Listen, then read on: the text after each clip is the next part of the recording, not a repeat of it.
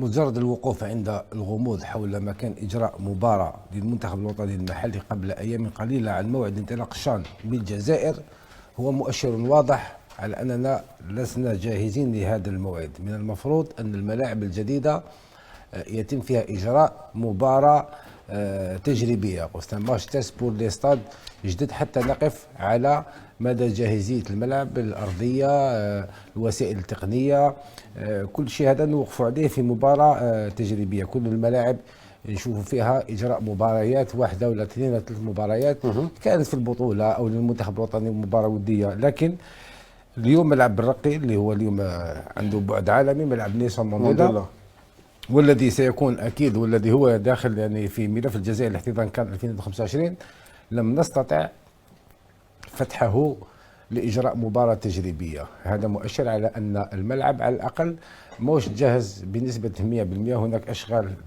توسعه المنصه الشرفيه، لانه على بالك لكي تشارج دفتر اعباء الكاف كيتمد منافسه كبيره، دوره كرويه مغلقه فيها مجموعه من الشروط الواجب يعني الاستجابه لها. من بين الشروط نتكلموا على الملعب هو المنصه الشرفيه يجب ان تتسع لحوالي 100 شخص. عندما تم تشييد ملعب بالرقي وحنا نستناو فيه اكثر من 15 سنه، المنصه الشرفيه فيها 30 شخص، وهذا امر غير معقول وغير مقبول.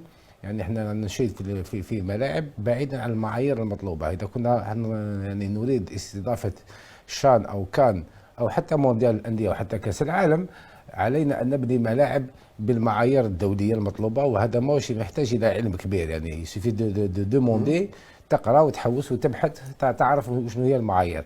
اليوم هناك يعني اخر رتوشات في ملعب بالرقي، منها توسعه المنصه الشرفيه، اكيد كاين بروبليم تاع الكليراج، سي بروبليم تكنيك يكونوا اكيد، ولكن قبل ايام على انطلاق المنافسه يعني منافسه الشان ما نقدرش نقولوا باننا جاهزين. لو كنا جاهزين لتم فتح الملعب منذ يعني اسابيع يعني بعيده جدا. حتى كان وزير السكن متفقد الملعب في حضور عديد من الصحفيين.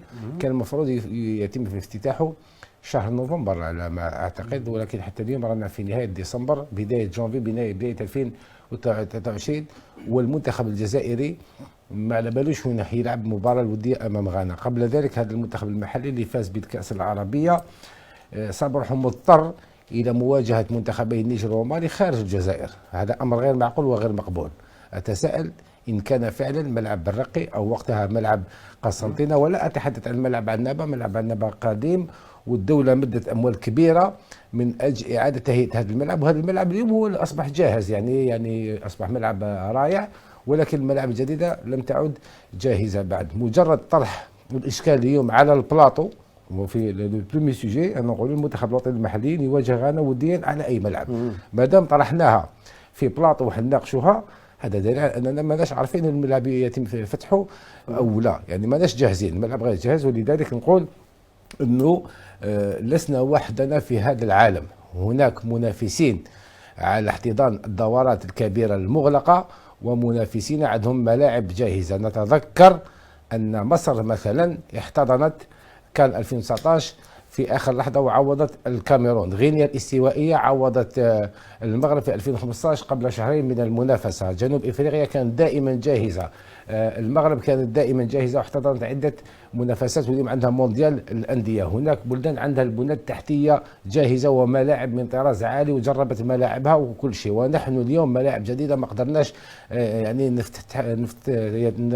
اعاده افتتاح او فتح الملعب واحنا نحتضن منافسه يعني دوره كبيره مغلقه. وبالتالي اليوم علينا ان نعترف باننا متاخرون جدا. كان المفروض ملعب برقي يفتتح قبل عده سنوات، ولكن اعتقد انه لولا دورة الشان لما اليوم ما شفناش يعني سباق ضد الساعة من أجل نكون جاهزين. وعندي معلومات على أنه راهم يديروا سباق ضد الساعة باش يكونوا على الأقل اليوم 13 جانفي يكونوا جاهزين. يعني المخاوف أنه الملعب ما يكونش جاهز حتى يعني بنسبة 100% حتى يوم 13 جانفي.